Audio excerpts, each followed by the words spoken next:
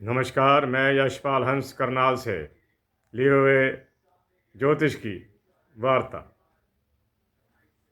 और आपसे निवेदन कि सब्सक्राइब करते रहिए ताकि मेरा धैर्य बढ़े और मैं आपके लिए और काम आ सकूं।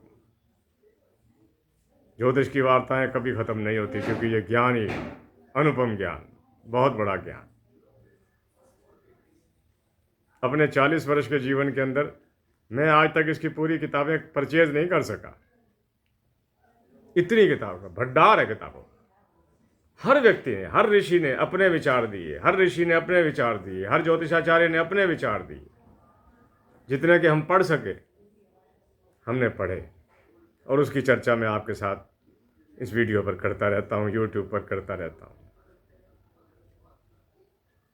मुझे बड़ा अच्छा लगता है जब कोई तारीफ करता है, कोई मैसेज आ जाता है व्हाट्सएप पर।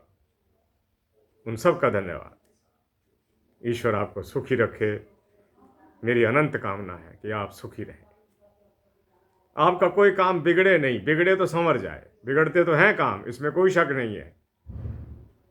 कई बार किसी प्रकार की कोई घटना हो जाती है, कभी कोई किसी प्रकार की घटना हो जाती है, लेकिन अगर आप प्रभु के भक्त हैं, मैं प्रभु भक्ति की बात कर रहा हूं, तो आपकी समस्याओं का समाधान होकर रहेगा। यह ईश्वरीय निजाम है, उसका विधान है प्रभु का। मेरे प्यारे बंधुओं, जिंदगी में कभी घबराना नहीं। घबराते वो हैं जो पुरुषार्थ नहीं करते। जो पुरुषार्थी होते हैं उनमें घबराहट कभी नहीं आती। आप भी कभी ना घबराना। जो कभी नहीं घबराता उसके काम भी हो जाते हैं। ये मेरे जीवन का निजी तजर्बा है। मेरी कोई छोटी उम्र नहीं है, बहुत जीवन देखा, लंबा जीवन देखा।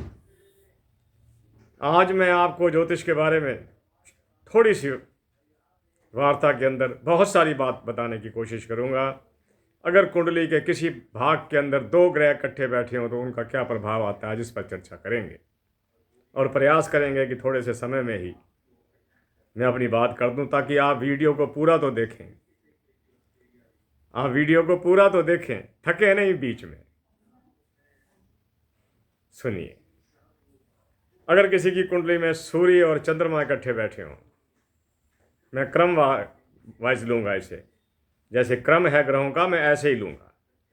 ये नहीं कि आज मैं लगन पर भी चर्चा कर दूं और आपको कंफ्यूज कर दूं, बिल्कुल नहीं। अगर सूर्य और चंद्रमा कहीं भी इकट्ठा बैठे हैं, वो व्यक्ति पति पत्नी में समन्वय बहुत होगा, एक दूसरे की बात मानेंगे, गृहस्थ आश्रम बहुत अच्छा चलेगा, क्योंकि उनकी आत्मा और मन एक हो जाते हैं। सूर्य आत्मा का मालिक, सूर्य मन का मालिक। तो आप ये याद रखना, जिसका अगर आप अपनी कुंडली भी खोल कर देखो और मिलाओ, मेरी बात मिलती है कि नहीं मिलती। हो सकता है ना भी मिलती हो, क्योंकि भिन्न भिन्न ऋषियों ने भिन्न भिन्न बातों पर चर्चा करी। किसी के विचार कुछ थे तो किसी के विचार कुछ थे, लेकिन इसका ये मतलब नहीं कि हम उनके विचारों को निगलेक्ट कर दें। कई जगह पर ऐसी बातें भी आती हैं। मैंने आपको कई बार बता चुका हूँ कि गज केसरी योग की बहुत से ऋषियों ने बड़ी महिमा करी, लेकिन कई ऋषियों ने उसको महत्व नहीं दिया, और उस महत्व ना देने वाले ऋषियों की बात को हमने कई जगह पर ठीक भी पाया। इसलिए मैं बार बार कहता हूँ कि नकारो नहीं कि उसने ये कहा था। क्या पता किसने कौन सी ग्रंथ पढ़ा है, किसने पराशर का पढ़ा है, किसने भृगु का पढ़ा है। एक और हुए हैं, मैं आपको ये बात भी बता देता हूँ, जिन लोगों का ये बृहस्पति स्थिति के अंदर हो, एक ज्योतिषी हुए हैं आज से कोई 100-150 साल पहले, मानिकचंद जैन के नाम से। उन्होंने अपनी एक पुस्तक में बड़ी गजब की बात लिखी कि कुंभ राशि का बृहस्पति उच्च के समान हो जाता है। हमने पढ़ा, इसको आजमाने की कोशिश करी और कई जगह पर वास्तव में उसे ठीक पाया। कई जगह पर वास्तव में उसे ठीक पाया कि कुंभ राशि का बृहस्पति उच्च का काम करता है, और उन्होंने तो यहां तक लिख दिया कि उच्च से भी बेहतर काम करता है। खैर, आगे चलता हूं। मैंने अभी आपको सूर्य और चंद्रमा के बारे में बताया, अब मैं आपको आगे ले चलता हूं। सूर्य और मंगल के बारे में बात करते हैं। सूर्य और मंगल किसी के इकट्ठे बैठ जाएं, वो व्यक्ति क्रोधी जरूर होगा, लेकिन सिद्धांतवादी होगा। अगर उसके मन के अंदर अपने आप को सुधारने की कोई सोच आई है, वो सुधार कर रहेगा, और अगर कोई ऐसा काम उससे हो गया है तो मानेगा नहीं। ये सूर्य और, क्योंकि दोनों के दोनों ग्रह अग्नि तत्व प्रधान है। सूर्य भी आ गया, मंगल भी आ गया। फिर हम यहाँ चलते रहते हैं ना, मैं दूसरे घर में बैठ गए, वाणी में क्रोधी होगा। लगन में बैठ गए हो कि शक्ल क्रोधी वाली होगी। वो तो खैर आप पढ़ते रहिएगा, आपको आनंद आता रहेगा। तीसरा चलता हूँ, सूर्य और बुध इकट्ठे हो जाएं। इसको बुध आदित्य योग कहते हैं। सूर्य और बुध का इकट्ठे होना यूं तो एक विद्वान व्यक्ति की निशानी है, लेकिन अक्सर सूर्य के साथ बैठा हुआ बुध अस्त हो जाता है। उसके अस्त होने के कारण बुध अपना पूरा प्रभाव नहीं दे पाता। अगर अस्त ना हो तो ऐसी बात कमाल की है, और अगर अस्त है तो असर कम होगा। बुध के बाद हम बृहस्पति पर आते हैं। अगर सूर्य बृहस्पति इकट्ठे हो जाएं, कुंडली में प्राण आ जाते हैं, कुंडली में जान आ जाती है।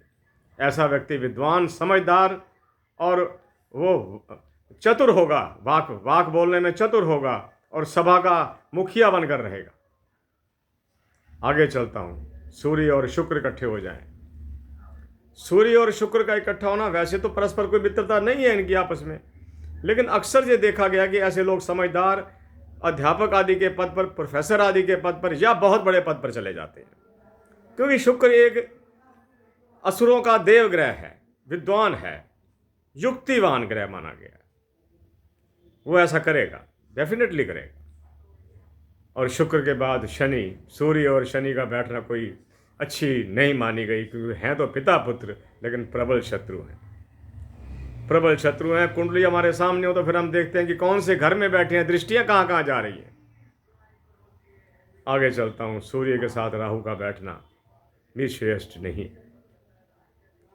ऐसे लोग अक्सर देखने में आया है कि उन कर्मों में लग जाते हैं जिनकी समाज निंदा करता है, जिनकी समाज निंदा करता है। उससे आगे अंतिम, सूर्य के साथ केतु का बैठना ठीक ठीक है, क्योंकि केतु अपने साथ बैठे हुए ग्रह को बल बढ़ाता है कुंडली के अंदर। ये थी मेरी आज की छोटी सी वार्ता। मैं प्रभु से प्रार्थना करता हूँ कि आपकी कुंडली में अच्छे अच्छे योग हों। सूर्य के साथ बृहस्पति, सूर्य के साथ शुक्र, सूर्य के साथ बुध आदि ये ग्रह बैठें हों और आपको उसके अपने जीवन का आनंद मिल रहा हो।